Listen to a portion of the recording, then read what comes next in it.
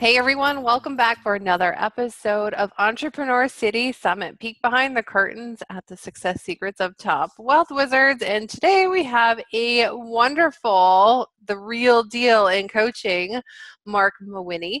He is a lifelong entrepreneur who helps coaches get more clients without paid advertising.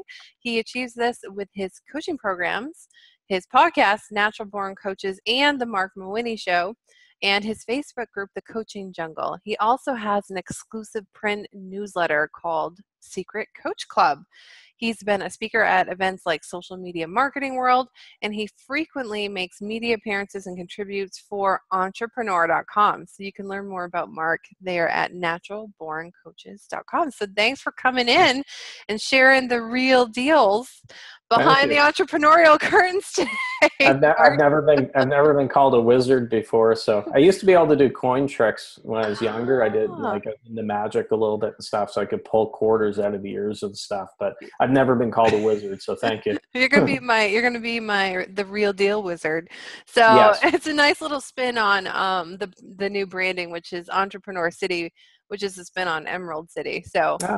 Yeah, I like green. Cool. So, which means I like money, and which is what we're going to talk about today. I love money. You love money. That's probably taboo. You can't say that in the coaching world because everyone's like, oh, I don't care about the money. I'm just doing this to better the world and help people. I could care less. But ironically, they're the greediest sons of you know what compared to like you and I who admit that we like money. Yeah, we like money, but those people, huh? Yeah. Well, okay. So I like money because I like to eat and I like to be warm. It's cool to have a roof over my head. Yeah. Yeah. You know what I mean? It's like, yeah, I like to eat. I need vacations once in a while. So yeah, money's not like it's. Yeah. Speaking of summits, I did a summit a few years ago. It was all about commanding higher coaching fees. And there were some coaches who compared me to Hitler or Attila the Hun for having this summit. It's not about the money. You know, that's what they would say. It's about bettering lives. And like they're coaching in some village overseas barefoot, helping the destitute people and stuff, Mother Teresa, and you know, I'm being greedy. And it's really misguided thinking. The scary thing is that the people that have money blocks and stuff like that are then going out there saying, I help people push past their fears and all that. Well, no, you've got some serious blocks there. He's just gonna like whip it out like this for you guys, like the realness behind it. I'm in a cranky mood today. I don't know why. It must be. I'm in Canada. It's snowing out. I just got back from Mexico, so I'm used to the sun and stuff. All of a sudden, I get back to this mess. So I'm not screwing around. I'm tired of people's feelings. I want to insult everyone now. Okay, no, that's all right. We can do that. Oh my gosh, actually, you know what? My mom just sent me a picture from Northern Maine, which isn't far from you. Yeah. You guys have that much. I mean, seriously, the house is almost. The piles of snow are way up here, almost. If they ever do a remake of Star Wars, The Empire Strikes Back with Hoth, you know, the ice planet. Yeah. They're going to film it here. Well, the Tauntauns and stuff. Yeah. You guys got that bad. Yeah, you did. I saw the pictures. And then I was kind of an asshole, and I showed her the pictures of my backyard here in North Carolina with the sun shining and birds and my daughter going like this. And she's like, you're a jerk. I'm like, I know. I'm just really happy. I don't have to deal with that. But yeah, that was it's last beautiful night. 9-10 months of the year. It's good. Yep. It's those couple months, January, February, March. The rest of the year, I love Eastern Canada. It's great, except those few months. What is your favorite month? Let's talk about the one that you love. June's my birthday, so June's always cool because then, of course, it's getting warm. That's when the snow finally melts. No, I'm kidding. Our snow leaves usually by April. Yeah. Fingers crossed. Yep. I love the summer. I'm a summer guy, so June, July, and August are my prime time.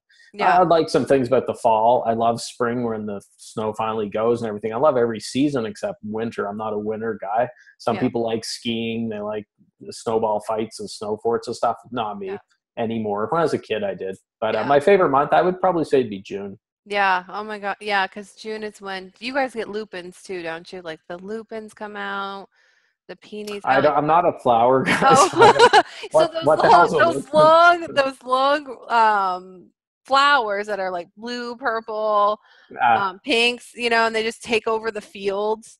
but they're kind of like a long stem, like flowers all the way up the stem. So they have kind we of get dandelions. We get some cool flowers. I don't know the names. The weeds are dandelions. Well, an environmental scientist by trade, so I like plants, and I know the plants up there too because we're actually neighbors, or we were neighbors when I lived up there.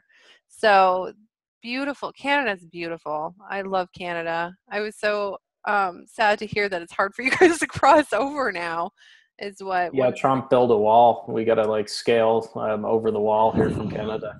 Now, but the cool thing about online business is I can be in Eastern Atlantic, Canada, which isn't exactly a hotbed for the coaching world and personal development. Yep. And I can have a successful business and deal with people in North Carolina, California, and all this other stuff. So I'm always encouraging people, hop online. If you're stuck in the local sandbox mentality, there's a bigger world out there. And I was in the local sandbox for years in real estate, a decade in local real estate. I'm so glad that now it's kind of like the Matrix. I've taken the pill. I've seen, it's a big world. Yeah, the other side, it's a big world out there. And that's a great thing. It's only going to be getting bigger and better as time goes on.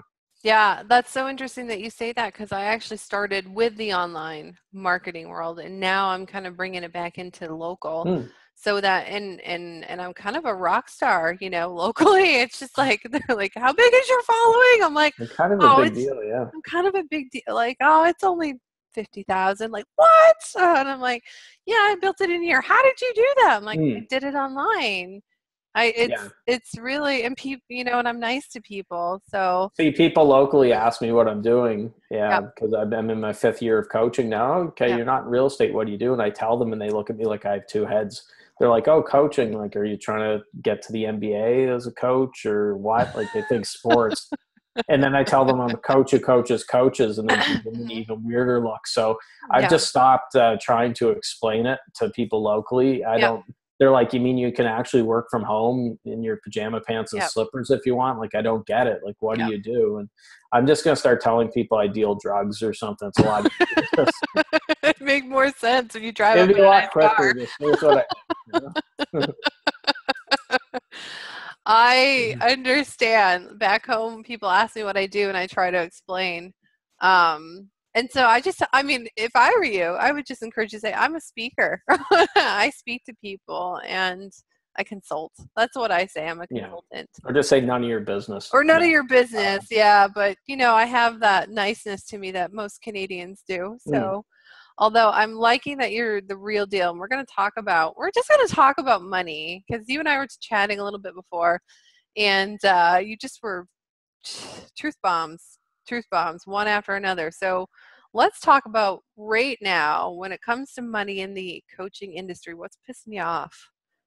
Well, I already mentioned there's people pretending they're not in business and they want to make money. Obviously, I would hope so. If not, they shouldn't be in business. But they're trying to cloak themselves in this. I'm doing it for the betterment of the world and all that stuff. And I always argue that you can do both. You're actually going to do more good if you're making a pile of money. You're going to have a lot more energy.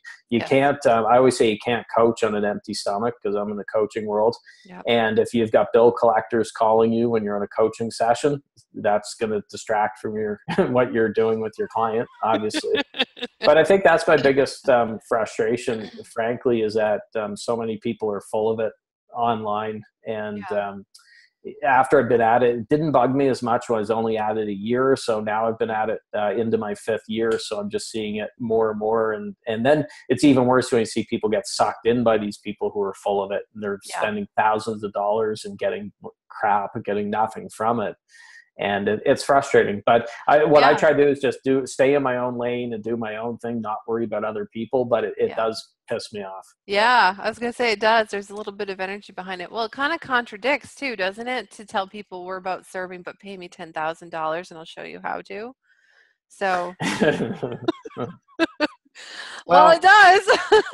I think nowadays the problem is everybody wants to jump into it and just dump money into Facebook ads, but not have to actually talk to people or create content or build it up. And one of the things I'm thankful for is when I started coaching, I was coming off a closure in the real estate business a few years earlier. So I didn't have a huge war chest to throw into Facebook ads or Google or anything like that. Yeah. So I had to make up for that with my own energy and creating my own content and stuff. And that actually made me a much better copywriter, and it got me in front of a lot more people. I wasn't relying on a magic 7-figure funnel. It's going to make me millions of dollars in a week working 5 minutes a day.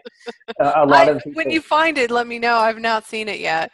No, exactly. So you get a lot of the people, they read the 4-Hour Work Week or whatever, and they're the Tim Ferriss fans, and they think, oh, I'll come in and I'll become a coach or get into personal development, work 4 hours a week and make $1 million a year. And it's, man, this is a lot of work. Like, you can't come in with that mentality. Don't get me wrong. I'm doing things now to scale up and help with the burden. I just hired a VA team, which has really helped, and other stuff, but I still put a ton of hours in. I know you and I were chatting about it before. You put a lot of hours in as well. And that's what you got to do to build a successful business. Yeah.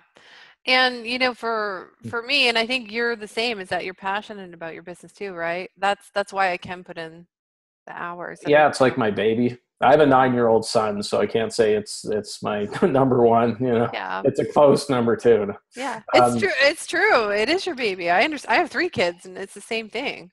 Yeah, like I went away. I mentioned I went away to Mexico for a week recently, and even every day down there, I was working an hour to 2 hours. I wasn't working all day long, but every day, part of every day, I had the laptop out in the morning, doing some things, keeping my finger on the pulse. And the way I see it, I wouldn't want to do a 4-hour work week. I always say, why would you want to do something you're only doing 4 hours a week? Not saying you want to work 130 hours a week either, but there's a happy medium there. Yeah. And I think we've talked about this. We talked about this on the podcast interview too, about the balancing thing. So I love that you're speaking to that. And yeah, I know everyone's like, you grew fast. I'm like, I worked really hard. I'm not going to lie. I mean, I put in probably 70 hours a week, some weeks 80 to get to where I was in a year. And I just, and it wasn't work to me. It wasn't sacrifice, because I loved what I was doing. And I still do. Like, this doesn't feel like work. It's not like I'm chopping down trees or lugging boulders out doing manual labor, right? But a lot of people back home do. Yeah, that's right. Yeah, I've got. You guys got the chain gangs in North Carolina, don't you? We don't do that, but I don't know. I haven't. I'm from northern Maine. I was thinking about the lumbering up in. Okay. I haven't experienced all of North Carolina yet. I'm so busy. Yeah. So, I mean, today I've got, besides this, 8 other calls. It's now most days I don't have 8 calls. It's just one of those days where everything's crammed in, because we're recording this on a Thursday. I blocked Fridays off, no calls on Fridays. It's more for my content creation stuff. So my Thursdays tend to be crazy because I'm getting those calls in before no calls on Friday. But it's not going to be like I'm dreading it and it's feeling like work and stuff like that. It's actually fun. I enjoy it. When I go too long without a call, if I have a day without a call, I kind of feel like, oh man, I want to get back at it, Yeah, like need some more clients. So, and I understand my calendar is always full, and I look at it and people call me like, well, you couldn't put in. I'm like, oh, well, you know what? You should have jumped on my calendar first. That's when they say, can you do Saturday morning at 10:30, or can you do Sunday night at 9? Yeah. No. I actually recently, and we're talking just a few days ago, I turned off all my Saturdays. I had a few hours open on Saturdays, and I'm like, nope. I don't book calls on the weekends. I do the odd podcast interview if somebody only records and I really want to go on the show, I'll do it. But I don't do. And actually, I've started bookending my week after interviewing some coaches from Hawaii on my podcast who don't book calls on Monday. Then I do have one group coaching call on my Mondays, but I keep my Mondays free as well. And that's been a huge, really beneficial to start my week off where it's not running around with a bunch of calls on Monday. I can catch my breath. So Mondays and Fridays, I don't really have calls. It's Tuesday, Wednesday, Thursday that are the busier call days. I love that too, because what you're doing is you're showing people that you can actually, have the schedule the way you want, which is the entrepreneurial dream. So, There was a guy from Australia reached out to me last year, and he said, "Hello, Mark. I was referred to you by a mutual contact that we know in Australia." Mm-hmm. He said, "I'd like to talk to you about an opportunity." And he explained a little bit and stuff. So where he was coming from her, and I like her and stuff like that, I said, okay, here's my calendar, go have a look. Well, of course, being Australia, my times didn't all work out. Mm-hmm. And my calendar was, I think it was 3 a.m. for him or something like that, or 2:30. And he said, Mark, I'm not going to get up at 2:30 to do, or stay up till 2:30 to do a call with you. Mm-hmm. You're going to have to do a call at whatever it worked out to midnight my time. And he said something along the lines of, you know, I'm not just anybody. I'm a big deal. Don't you know who I am? Kind of. Anyone I love it when people do that. Anytime someone says, don't you know who I am? Like that, just, I don't care who you are, whatever, right away, my spidey senses are tingling. And I said, you know what? I'm not getting a good feeling about this, a good vibe. So I'm not interested. I left it at that. And then I messaged our mutual contact and told her that her friend's an asshole, basically, because he was throwing her name around to get his foot in the door, right? And that's not looking good for her. She's actually a great person, and she's the exact opposite. And he was, you know, using her name to get foot in the door and then trying to bully through people. But I thought, you know, if he's taking that approach, he's going to have a tough time making a go of this. And you need all sorts of people in this business. Yeah, and I think to what we've been talking about, money and the real way to make it and the connections, this is a nice little way that we can start integrating the two of them. So, because I think what you're saying is that connection is huge in the industry. It's a big industry, but it's also a small industry, right?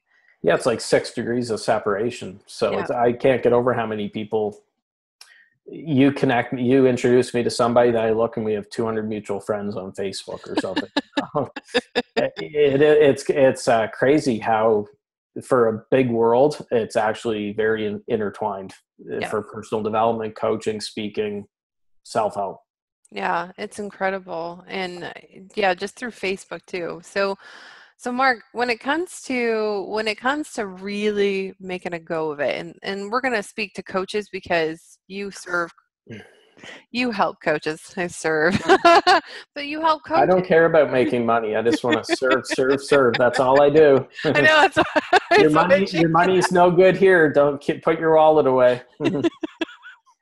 You ever see those webinars? I know one guy I always see, and that's what he always says is, put your wallets away. This is a free training. I don't want, this isn't selling you. This is from the goodness of my heart. Yeah, it's like on Grey's Anatomy. It sounds like something on Grey's Anatomy with one of the main stars is like, it's a wonderful day. It's a beautiful day to save lives. Like a surgeon. Yeah, it's like the same thing. Was he one of the ones killed in the plane crash? I don't know the show. I just know little bits and pieces. They killed off everybody. Everybody. Well, my son's name is Gray, and it's Gray? And I made the joke when he was born, and the doctor handed over so I could hold him for the first time. And I said, "Oh, I see Grey's Anatomy." You know.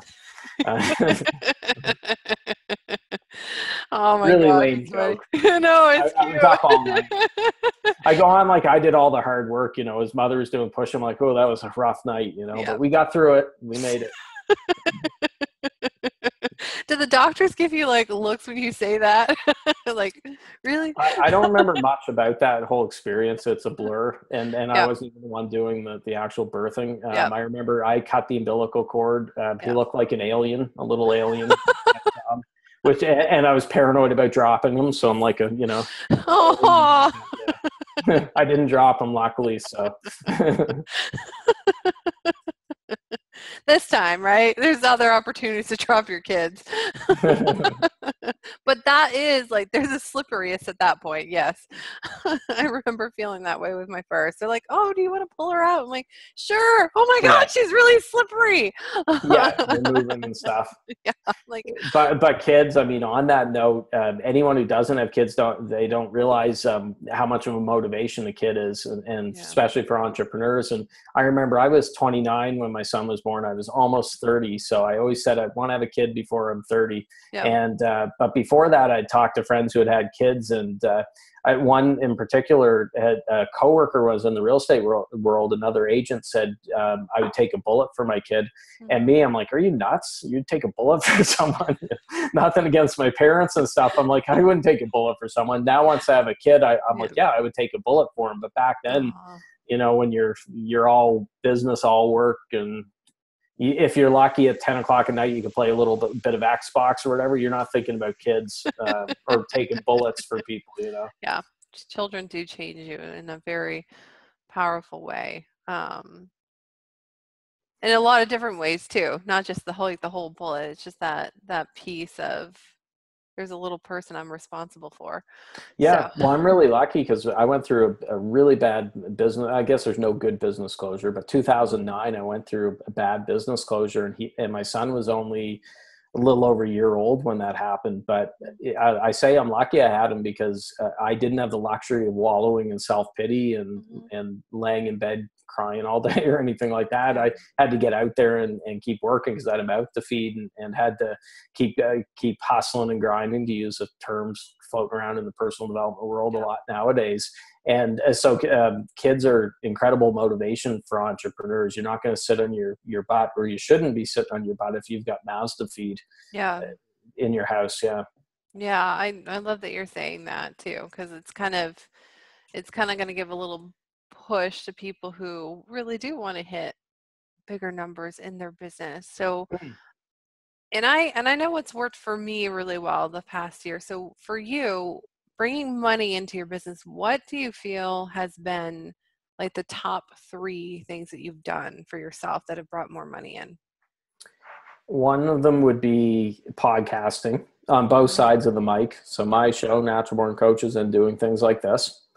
Second one would be Facebook, but specifically Facebook groups. My Facebook group, I started late 2015, one of the best decisions I've ever made.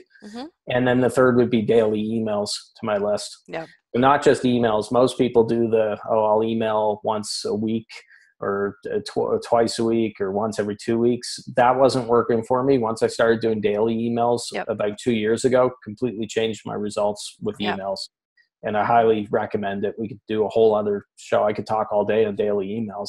I know. We'll do another one. We'll do something else. Those 3 things, they're kind of the 3 legs of my stool. So for my business, I know that if I'm doing those things, that I'm going to be good. Yeah. Awesome. So out of the 3, which has been the biggest moneymaker? Biggest moneymaker? Yeah. It's close between the Facebook group and the email. But that being said, the podcast indirectly does, because that's how people find out about me. But in reality, it would be I would have to say, the Facebook group has 10,500 people in there. Yeah, it's impressive. And it's been a lot coming in from that. But that being said, emails are a very intimate relationship. You're in people's inbox every day if you're doing it right. Yeah. And that's been important too. So it's tough to say, because a lot of people are in my group and on my email list. So if they buy something or hire me, if I ask them, well, how did you find out about me, or what convinced you? They're seeing a lot of the same stuff in both places. So they may not know. It's reinforcing each other. So I'd have to say it's a tie between the group and the email list.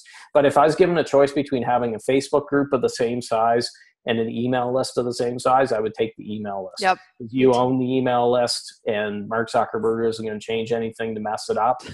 So I would go with the email list. All things considered, if they're the same size, take the email list. Yep, I agree. I'm on the same, exactly. Like, I love my email list, and I say the same things. I'm like, you own it. It's yours. Or all your hard work has gone into that email list, and you get to keep it always, as long as you download it and back it up and all that good stuff. So I love that we're talking about this, and we're talking about, because you're mentioning 2 things. You're nurturing people, you're connecting with them on your daily emails, and then you're reinforcing it, which means you're just showing up in front of them and hitting that message again, probably more than twice. I'd say 3 or 4 times, right? Oh, God. Yeah, and so it actually is sinking in.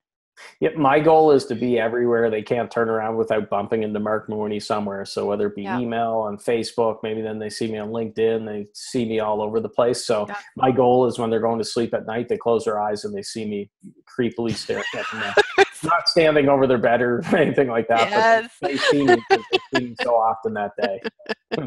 Yeah. Well, and this is often missed because everyone's like, oh, go chase that shiny object, or oh, this new Facebook tool works, or oh, this new app works. And you're saying, and I agree, and this is what's worked for me. You know, coming from a 0 following a year ago, this is what's worked. This is the only thing that's worked. All those, and and it's not chasing, but it's more of like, I want to see if what people are telling me is working is actually working. It's more of like, I'm going to try it and then see if it works. And if it doesn't, I'll never recommend it. But I recommend doing a daily something. So you have to decide what that daily something is. For me, in the early days, the first 300 days of my podcast, it was a daily show. Now it's a weekly show. But now my daily something is my emails. If you don't enjoy writing emails or doing podcasts, maybe your daily something's a Facebook Live. If I was just getting started now in 2018, that's probably what I would do. I think where Facebook has been favoring Facebook Live so much and pushing them and stuff, you do a Facebook Live for 365 days. I don't care who you are, how bad of a speaker you are, how boring you are, you're going to get business from 365 consistent Facebook Lives, but you're also going to get a lot better at it by day 365. What do most people do? They try it for 4 days, a week, 2 weeks, don't get any clients, and they say, oh, this is stupid, it doesn't work. So then they're off to chase the next bright, shiny object. And they lose, they don't stick with it. People are terribly impatient because of all the ads they're seeing for the 7-figure, you know, this is my mansion, this is my yacht with the beautiful women, and, you know, the Ty Lopez stuff, and you know, all this stuff. So they're not patient. They just want the $1 million in a week, and they won't stick with it. Oh, you're dropping so much good stuff right now, guys. If you don't have a pen and a paper, I'm going to give you 10 seconds to run and get one, or you can just hit pause. But go get one, because what he's saying is so true. And really, from someone who's built very quickly, this is what works. This is down like logic. This works. So he's saying show up every day. So with that consistency piece, connect and nurture. Or serve, but in a way where they're connecting with you, they see you all the time, and then, you know, put it across lots of platforms, or the platforms that you're good at. So I don't really like the word nurture. Is it not nurture? Well, no, the reason I say I don't like nurture is there's a lot of people out there giving bad advice where they say, for example, with emails, not saying you are, but with nurture, they're saying you've got to nurture your list. So you have to send 50 emails before you can actually sell. You got to nurture the list before you actually make an offer. For me, I'm more, you got to make offers, invite them to take the next step. So if you go into a drugstore because you got a pounding headache or diarrhea or something, you're looking for a solution. You don't want the pharmacist to be like, here's a pamphlet and you can read up on the symptoms of diarrhea and come back in 2 months and we'll take care of you. You want that solution right there. So adding value, is that what you're saying? Daily value. Entertainment more so. Entertainment. You don't have to do pure teaching. You could do with my emails. I give a lesson, and I'll give value, or I'll help them. Anyone who, even if they don't buy from me, they're going to get benefit from it, and it's going to help their business. But then they have to open up their wallet to invest, to actually take the next step. Help. I make sure that I'm constantly inviting them. So every single one of my emails has a call to action right in there. Now, it's not a heavy arm twisting, you know, like the internet marketing speak, that they all talk the same and it's the same stuff. Mine is very simple. I'll tell the lesson, story, or whatever in the email, and say, by the way, I go over this in more detail and show you how to do it in my blah, blah, blah, blah program. Hop over here to check it out. That's it. It's nothing crazy. So that's the only reason why I'm discriminating against the word nurture, because a lot of people use it the wrong way. They're afraid. They use it as a fear to sell. They don't want to get rejected. So they say, I'm going to nurture the heck out of my market, but they never make offers. And CEO always be offering. Well, you're right too, because I use it because that's the term I hear. I mean, I love how you do it. And I think to what you're saying is that you've personalized your emails where you're a comedian. you do it, but you do it in a way that's strategic. And I love that. I have a dry sense of humor. It's probably a lame Atlantic Canadian sense of humor and stuff. My son rolls his eyes at my dad jokes and stuff like that. Do you know why the baby strawberry was crying? I haven't heard this one. No. It's because his mom was in a jam. So anyways, I haven't used that in an email, but my daughters would love that. Yeah.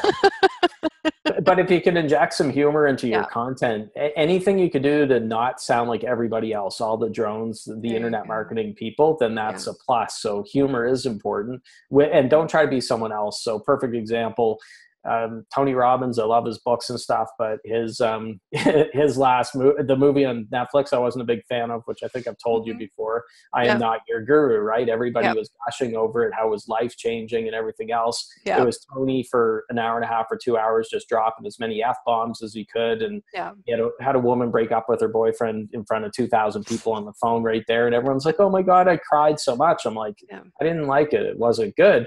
But my thought would be you could have Tony Robbins sitting on a toilet taking a dump and reading, the funny pages, and people would say how great it was, right? They were already, my life. There we go. They were, before it was even released, they were going to say it was awesome because they spent $5,000-$10,000 going to the events, walking on fire and everything else. So they can't then suddenly say, oh, I thought that the documentary wasn't great. So but what happened the weeks after that was released, every coach, not everyone, a lot of coaches on my list were dropping F-bombs because they thought, well, it's working for Tony Robbins. So they were literally posting things like, if you don't go for your effing dreams, you're an effing piece of crap, you effing blah, blah, blah. And it wasn't them at all because I followed these people. I know them for a while and they don't talk like that. So don't get me wrong. I can have a potty mouth and I might, have salty language, but I'm not dropping F-bombs every second word. It would come across really fake because anyone who's been following me for a while knows that's not me. Right. And you just have to be yourself. Yeah. And it's really good that you're reminding people of that too. Not that and we're not saying it's easy to do, especially in the online space where there is so much distraction and there is, sometimes we do it without even knowing that we're actually doing what someone else is doing. Yeah. So I love what you're saying is like, be yourself and also try to do something to differentiate yourself. Like, don't be boring. Don't be boring. I know some people who are excellent at it. A good example, Ben Settle. He's an email marketing guy. Ben Settle can send emails. I'm on his list and I subscribe to his print newsletter. He can send an email that's a blatant pitch, but he does it in an entertaining way that I don't mind. And I don't feel like I wasted 2 minutes of my day reading it. I would rather read that as opposed to somebody that used a copy and paste swipe a copy or whatever from stuff. So a good example with a summit, you're going to probably send out swipe copy and things to people involved with it. I get hives when I use swipe copy. I can't do the copy and paste. I would rather, which I will be doing, is I might take a few ideas from it, but I'm going to talk more about, hey, here's what I know about Danielle, and this is why I took part in it, and then why people should listen to it, as opposed to just saying what 10 or 15 other of your guests. No offense to Joe Vitale, but I don't want to say the same thing as Joe Vitale, right? I want to say what I want to say. It's going to be my own word. And to that, I will admit that I hate sending out swipe copy because it goes against what I teach, which is like, really your copy is only as good as your personality. So you have to put it in it. But understanding also there's the other flip of the coin, just like, well, I want them to promote, so let me make it easy for them. I think that's a way to do it is if I ever do a summit, if I get crazy and do a summit ever again, I don't think I will because of the work involved, but I'll probably send something out, but then encourage them to tweak it in their own words. There's value for swipe copy because there's the thought being that, hey, this will convert better because more about the summit where you've been planning it and stuff.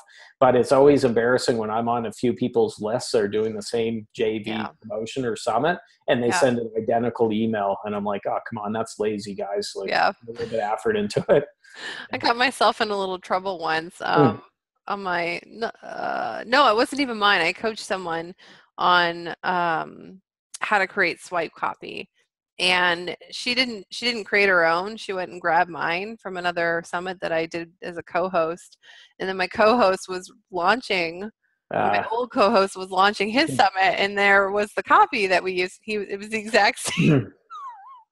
Just yesterday, somebody posted side-by-side screenshots on Facebook of a person who took his post word for word. Yeah, they're both in the influencer space getting PR for people. Yep. And he posted his with the time on it and stuff from couple hours earlier, and then the one from the other guy 7 minutes ago, where he took it word for word, capitalized exact same words, and put it out there. I'm like, Wow. that's horrible. That's not even just that's blatantly ripping someone off. Yep. With Yep. Well, and I think the best way, and this is really interesting, because people just they say, well, how do you not copy people? I'm like, you put yourself into it. You put your thoughts and your old sayings and your quirkiness in it, or your stories. And there's no copying that. That's going to save you. And honestly, when it comes down to it, when we're talking about writing copy, it's so much easier to put in yourself than it is to try to create something that is not yours or that doesn't really resonate with you. It's so much easier to do it that way. I like when somebody says a quote on Facebook, they put up a post, and I've read it in a personal development book before, word for word, and everyone will go on like they're very profound, and this is life changing. So we'll use and I saw this before, Mary Smith, we'll call her, not a real name. Mary puts up a post like, whatever. I think whatever the mind of man can conceive or believe it can achieve, Mary Smith. And everyone's like, oh my God, that's profound. And but it's not, someone's done that when it's not Napoleon Hill and W. Clement Stone did that back in the 30s, it's not new. But I find that with personal development, with the industry, though, the cream rises to the top. And I think people who are trying to shortcut it will end up, they're going to work themselves out of the industry. And I know some coaches that are excellent at getting the sale the first time. They don't get any repeat or referral business. So they're always in like sale mode for new clients, because they're just trying to get those clients. Or you see the ones that are putting out ones that are, they're full of it. The post I've seen before is, hey guys, I usually charge $10,000 an hour of my coaching. This week only, I got 5 spots for $97. I will coach you for 1 hour. I know those coaches. Yeah. I'm just like, $10,000 an hour? Yeah. It's code for, oh shit, the car payment's coming due next Friday. I need to get a few $100 in, like, come on, let's get it in. But you're not charging $10,000 an hour and then dropping it down to $97. No, that's a big gap. I can 10,000 pesos maybe. I don't know what the peso conversion is, but where I was just in Mexico, I was all screwed up because I'd be going to buy a bottle of water, it'd be 1,000 pesos. I'm like, I'm not paying 1,000. What's a peso? That's right. I was in Mexico too for just a couple of days. I was on a cruise for. I won't be back for a while. I saw these stories after I got home of people, ferry bombings and people being mugged and robbed and everything else. I'm like, holy God. So it happens anywhere, but it was good to get down, but I'm in no rush to get back. Maybe somewhere other tropical, like the Caribbean. Yeah, Dominican Republic or something. Not Cancun. No. Not Cancun. Is that where you went? You went to Cancun? I was the old man of the resort. I'm 39. I turned 40 later this year, and the resort we were at, it was a real world Cancun. All these 21-year-old kids or whatever, and I was like, man, I feel old here. This is bad. So. Now I have to ask, was this like, this is like, I'm almost 40, I need to go and feel young again? Midlife crisis? Yeah. I had a choice between, it was a lot cheaper to do the trip than buy a convertible or something. So it was my 38-year-old cousin who said, hey, let's go away somewhere. And I said, you know what, I turned 40 and stuff. Let's go to Cancun, what the heck? And it sounded like a great idea, and it was an interesting trip. I won't get into all of it, but no, so you piggybacked on your 38-year-old cousin's midlife crisis, basically. Yes, he's a bad influence when I'm around him. He said, yeah, this resort sounds like fun. The travel agent said this is a good one. And like I said, it was real world Cancun with it. It was, we were the Come on, you guys got a pamphlet with women in bikinis. And you're like, let's go. Yeah, that's right. We're the creepy old guys. But they had lots of space for our walkers and our wheelchairs. So we could keep them down in the lobby. Such a turn on for the 21-year-old women. Here, sir, let me help you. Oh, you're so sweet. Look at you. Here's Well, I always tell myself, butterscotch candy, young lady. yeah, I feel young, but then when I'm around 22-year-olds, I'm like, no, man, I'm not 22 anymore. I know that. Just keep the butterscotch candy right in your pocket for them. I felt like it was an episode of To Catch a Predator, you know, with what's his name there? When you go into the house, it's like, oh, I'm just making some cookies, make yourself comfortable, and then you get, arrested. That's what I was feeling like with the 21-year-olds and stuff. I'm looking for the cameras. I'm like, are we going to Dateline or something? Oh, you're funny. You're not that bad. You're only 39. You are young. Thank you. Young. I'm younger than you, but yes, 39 is not old. Not at all. That's funny. I just had to tease you a little bit. Just had to go there just a little bit, just for fun. But well, that's what I love about coaching is for years in real estate, I was the young guy. I got started when I was 21. I looked about 15.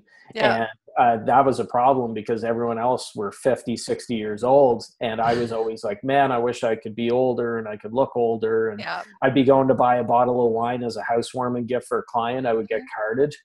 I don't have that problem anymore, partially because of, some gray hairs with business closure and stuff like that, and all that fun stuff. But for years, I wanted to look older. Now with coaching, I could be the grand old kind of Obi-Wan Kenobi, right? The wise old guy. I was going to say, you do have that Obi-Wan essence, don't you? You don't look like him. You look much younger. But you These aren't the droids you're looking for. Yeah. These aren't the shiny object apps you're looking for. Yeah. Real coaching. I like that. You should do a whole thing on that. Get sued by George Lucas. Well, I guess he doesn't own anymore. Disney will sue me. Yeah. Oh, yeah. That's the other thing, right? Really good stuff. Really good stuff. Well, Mark, this has been fun. How are you feeling? Are you feeling a little lighter? I'm feeling good. To get it all off your chest? It was a strange interview because between To Catch a Predator and Tony Robbins on the toilet and everyone else, I mean, I didn't even get into half the stuff I wanted to talk about, but that's okay. We'll keep it loose, free flowing. Keep it loose for free flowing. Yeah, you got into some really good stuff because I think you broke it down to 3 things, which I loved because I think those 3 tactics that you're talking about, they're not even tactics. They're just this is what's going to make more clients. More money. I would encourage anyone who's checking this out and the summit is proudly admit that you like money, you're comfortable with it, and there's nothing wrong with that. It doesn't make you Gordon Gekko or someone evil to do it. You're in business. If you're not making a profit, then you're not in business. And a lot of people will try to guilt you into it, and don't be like that. Proudly fly that money flag. As high as possible. Yeah, and to like what you said at the very beginning too, which has been kind of my little shift in perspective too. The more money you have, the more good you can do.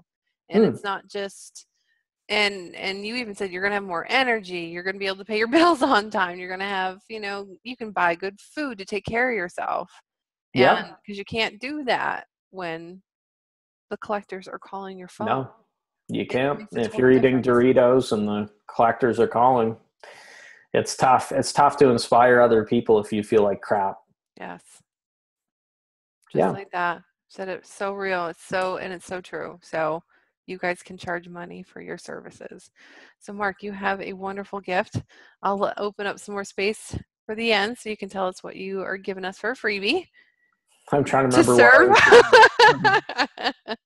I actually had a product. I could do a freebie, but I think when we talked, I had a Facebook groups program and there was an affiliate link. Oh, yeah, we're doing an affiliate one. That's right. So Danielle can make money because she loves money. So she will be getting 50%, full disclosure. But that link you have, so if you want to pop it on the show notes page. Essentially, we talked about Facebook groups being one of the big reasons why I've had success in this business. Well, I put a program together to show exactly how I grew my group to over 10,000 people in 2 years with no paid advertising. So it shows how to grow a group, how to get the engagement really going, how to monetize a group, very important as well. And it's only $297 US. Yeah. So, I mean, you get one client from that. If you're charging what you should be charging, that's going to pay for that 10 times over. Yeah. So, it's called Group Gold. You'll have the link, but I highly recommend it. Yeah. And guys, I'm just going to give him some props because he's one of the best coaches I've ever seen out there and the most real coaches. He's not going to give you crap. Thank You're you. going to be able to use it and run with it. So any of you guys that are just starting your Facebook groups or have been running it for a while and you're under that 1,000 mark, I would highly suggest getting this because it is not easy to build it to 10,000. It is not. That's impressive. So if you want to do that, you want to grab that program. That is a very well priced program. So there, we'll give you some props because it's true. It's true. Building it up to 10,000, unbelievable. That's very challenging to do. It's hard to even get over. I'm still trying to get mine over the 1,000 mark. I will go over 1,000, but that has taken me, I would say that building that Facebook group consistently for the last year and 3 months, that has been not the easiest thing. I may end up buying it. I may end up buying it so I get 50% off, or I get 50% of it back in my pocket.